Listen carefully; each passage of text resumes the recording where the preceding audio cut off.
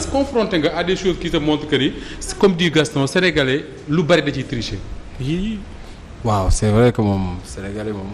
bu mu sori seen âge yi duñ ko wax de. âge yu jour yi. parce que li tax ñu poser débat mooy. ñoom ñëpp dañuy dagg seen âge. c'est vrai que y a eu le bac ak tricherie yi. mais dafa am benn waay bu ma gis mu wax ci affaire kilifa ak affaire visa yooyu mu ne nous société Sénégal ñu ngi condamné kilifa ci loo xam ne ci suñu famille yépp on le fait. Gaston mi Louga dëkk xam na ne. mais man. fay xaalis pour ñu yóbbu sa mbokk. xam nga tey man Gaston Mbengue. oui ak tur yu ma yàlla may. oui gis nga su ma taxawoon buntu Sandaga ak nin ma wóoloo. ni am naa 100 visa 100 personnes ku ci indi 4 millions. oui ma wutal le visa 100 personnes taxaw léegi muy 400 millions. oui c'est une pratique courante quand même. ma daw wala ma yàq. mënu ma ko du ma ambassadeur du ma consul mënu ma ko. oui mais man sama ngor mayu ma may def loolu ëllëg ci bi dama am njaboot.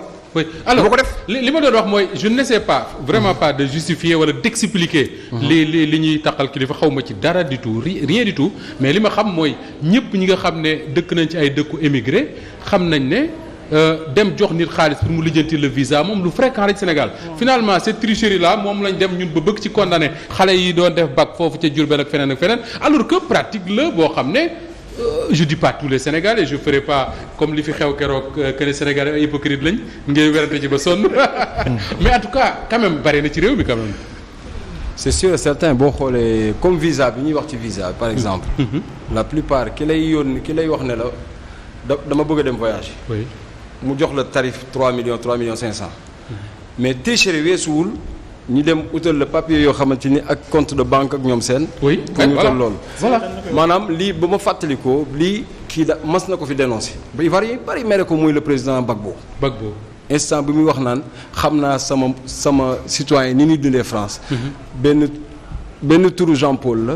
5 personnes wala 10 personnes dinañ ci liggéey à l'arrivée le fin du mois Jean Paul mooy jël chèque bi après jox ko ci nekk moom jël li mu moom. loolu lépp ci triche la bokk. et puis da nekk ci monde boo xamante ni peut-être li dégg naa Cheikh Ahmad Tidiane Chérif Al Maktoum. radiyallahu anhu mas naa wax ne. on est dans le monde boo xamante ni monde riba la ñuy dund. riba. mucc ci jafe na. mucc jafe na torop pour wax la ne la tricherie boobu ak li nga wax ci bac bi. donc après ban taux la mais boo xoolee taux bi c'est moins élevé que les dernières fois. Absolument. Parce que taux yi la ñu ëppoon fukki junni yoon ci bac bi parce que bi ma dégg nii vraiment wax nañ ci nii rek mais boo xoolee deful encombré wu maanaam kii bi maanaam média yi ba nit ñi wax ci affaire tricherie bi am ci bac beeg ñoom seen. damay dégg kii di wax ni footballeurs yi la ñuy kii. mais bu doon africains yi kese footballeurs yi tey jii Brésil. oui Brésil ku mel ni tey jii le gars comme le meilleur footballeur décennie bi passé mooy Ronaldo ñu bari année bi mu njëkk a ñëwee PSV Eindhoven. âge bi mu ñëwee bokkul ak année bi mu ñëwaatee PSV Eindhoven pour dem Barcelone. oui Luxembourgo leur entraîneur. national.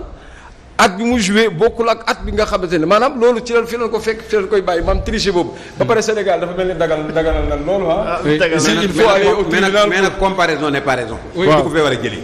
lan ci mais bu ko fi jëlee Gaston ma wax la benn affaire. dañuy wax ci cadre football.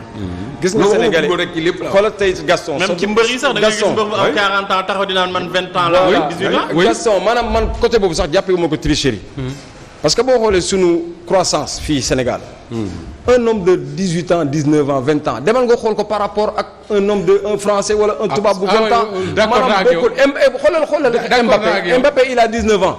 mais ñëwul fii nga dugg fii au 19 ans dafay mel ne xoolal lekku na ñu ngi doog a fer. oui maanaam bokkunu croissance yi bokkunu. mais l'exemple de Taribo West bi muy joué Auxerre. oui ak son âge bi doon wax à l'époque. mais booy français yi amoon ay 20 ans 25 ans mooy nëpp doole fuuf. mais bokkunu. oui tey jii c'est rare c'est rare loolu bu ñu ko tegoon ci kii bi. dama lay wax bu ñu ko tegoon ci table bii. billaay jour africain loolu gisut mu joué championnat. mais Moustapha fraude sur l'âge ci point boobu rek fraude sur l'âge. ku ko ci def itam dina la rattraper. exactement gis nga. dafa am yenn yoo xamante ne mooy dëgg. su ma nee 18 ans laa am fekk am naa 40 ans su ma dawalee 2 ans. su ma dawee 100 mètres xoox. c'est sûr day feeñ daf lay rattraper. da sa fait soxlawul di ci tardé. Mame Birame la tricherie et notre société. waaw non balaa maa yegg si foofu ma préciser que rek fraude sur âge boobu pratiquement amatul. la science permet. à partir examen os nit ki. ñu établir véritablement âge bu mu am. voilà donc par rapport ak tricherie bi. Oui. man balaa maa yegg ci école ba ak tricherie bi.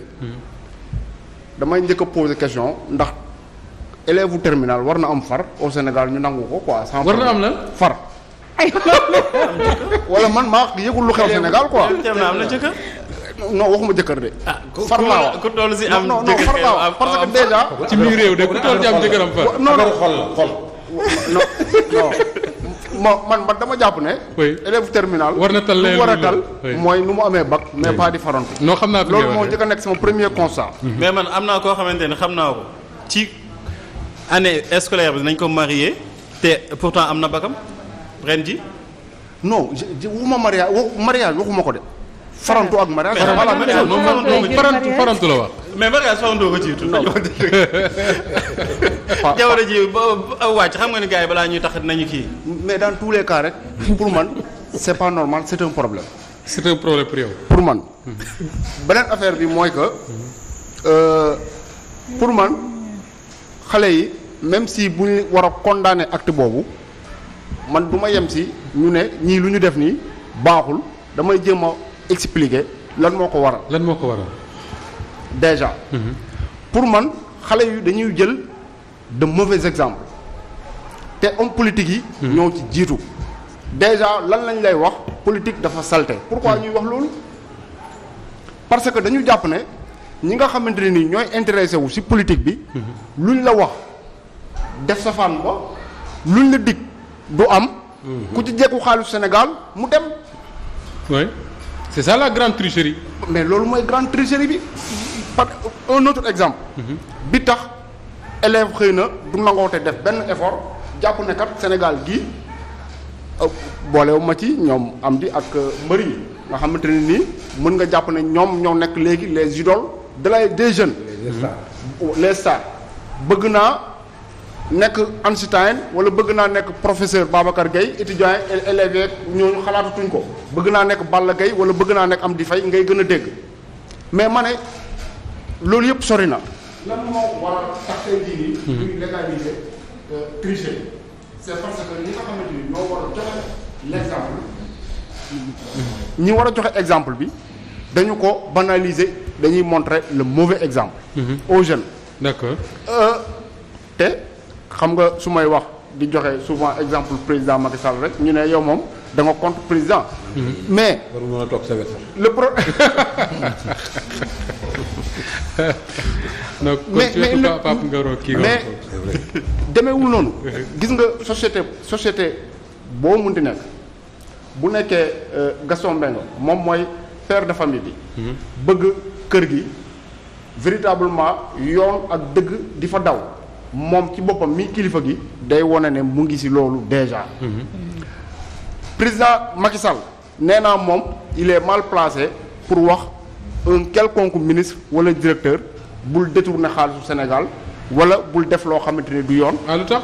mais bien sûr parce que moom ci boppam exemple buy wane ne la yow soo toogee ci ministère te détourné woo wala jëloo ci xaalisu askan wi mais tu perds ton temps wax naa ko fi la dernière fois ma ne le président de la République 2012 bu mu déclaré son patrimoine.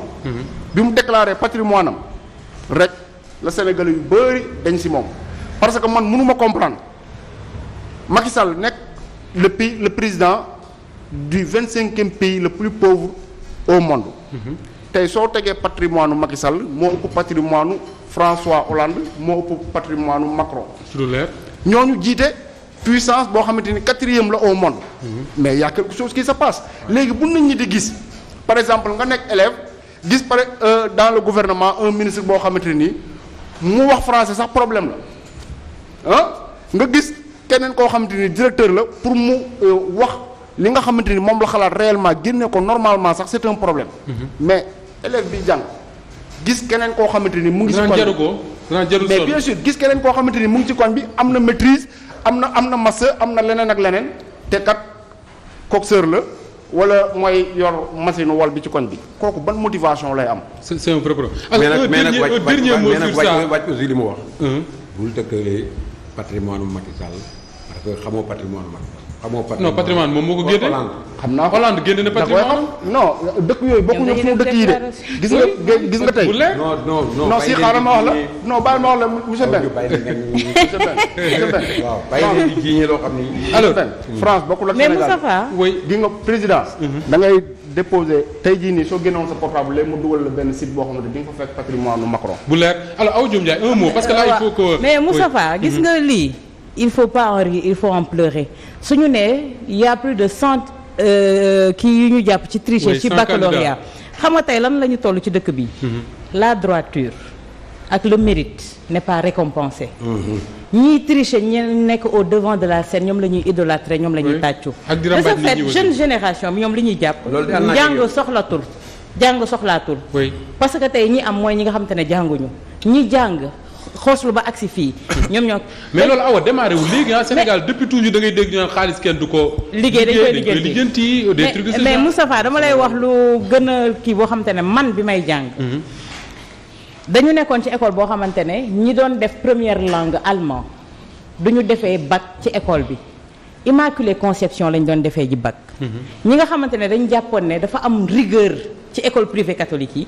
nanguwuñu dem foofu y avait des surveillants des professeurs yu leen doon wax ne jël leen beneen langue boo xam ne daf leen di permettre ngeen toog ci école bi te mësuñu ko jàng pour rek mën a jàll xam nga foofu dootul mérite et ça n'a pas débuté on a laissé faire nag muy continuer di continuer bi ko gis nga fi ma nekk ne xam nga tout au début maa ngi la doon wax Covid bi ça a montré les tares de notre société te gisaguñu dara lu ci bëri sulleeku. un tout dernier mot sur ça parce que là le temps file très vite il faut ñu waxtaane football ak lamb Pape Makhtar. waaw bon xam nga nit ki biy jàng nga ni ko da ngay jàng pour xam-xam yaakaar naan day wuti xam-xam. mais boo bëggee ni ko jàngal nga indil ma diplôme parce que aussi xale yi dañ leen teg benn pression. pression mooy indil bac bi noo ko mënti amee. est-ce que xam nañ lu tax ñuy jàng sax xamuñu ko parce que xam nga diplôme dafa waroon sanctionner benn savoir benn connaissance mais malheureusement savoir boobu amatul léegi nañu yore diplôme bi rek après nga taxaw ni man je suis diplômé de tel wala université bi laa jóge wala université bi la da ngay dégg sax nit ñi di ko namoo man yor naa diplôme bi est-ce que am nga xam-xam bi xam-xam bi tey jii buñ ko mettre woon gënoon ko teg ci kaw xale yi dañuy wuti ji xam-xam mais duñu wuti di diplôme mais malheureusement société bi moo leen poussé pour ñu wuti diplôme mais société bi quelque part aussi tricher bokk na si suñuy jikko wala bokk na si lu ñu ancré yaa ngi koy wax léegi loxo kajoor day weesaloo nga dem di wuti ji benn mbir foog nga ni xaama yóbbaale dara pour ñu faciliter ma ko waaw wala nga wut foog soit corruption bi day doon sentimental wala xaalis booy jël di joxe donc dafa nekk si suñu société ñun ñu koy dund dañ koo banaliser gis nga li ñuy wax ci waxu âge jour yi gis nga IRM bi ñuy wax noonu test IRM bi ñuy def mënul déterminer sa âge lenn kese la mën mooy wane ni yow sa croissance jeex na te sa croissance ci 17 ans la yam moo tax ñi nga xamante ni ñooy def compétition U17 yi ñoom lañ koy defal ñu xam ne bu ñu dépassé seen croissance bu jeexee rek mooy dépassé nañ 17 ans mais du mën a wax seen âge mais am di fay mii day football ak Pamarta football cosaan football Kédougou football fu ne xëy suba ni joueur professionnel la nga ni taxaw nga dégg am di fay 18 ans la am bu fubalee équipe nationale 2 ans 3 ans mais lan lay joxeeti ci làmb ji aussi da ngay gis mbër boo xamante ni yow yéen a màggandoo ci kon bi xam nga ni saawaay am na âge yoo xamante ni dépassé na lu muy wax mais day ñëw di ko def c'est-à-dire kooku tey jii bu demee ba nekk danger pour moi waaw Gaston ñëpp xam na fu mu jëlee xaalis da koo liggéey mais Macky Sall nañu wax fan la liggéey DG de la fi mës a nekk responsabilité bu mag à part loolu ministre la fi doon premier ministre président assemblée nationale président de la République ñi wax ni am na patrimoine da nga xeeb loolu. waaw mais patrimoine dina joxe patrimoine bu ñuy wax noonu boo doon cumuler lu mu tudd salaire am yeeg avantage yooyu yëpp mënu koo am. d'accord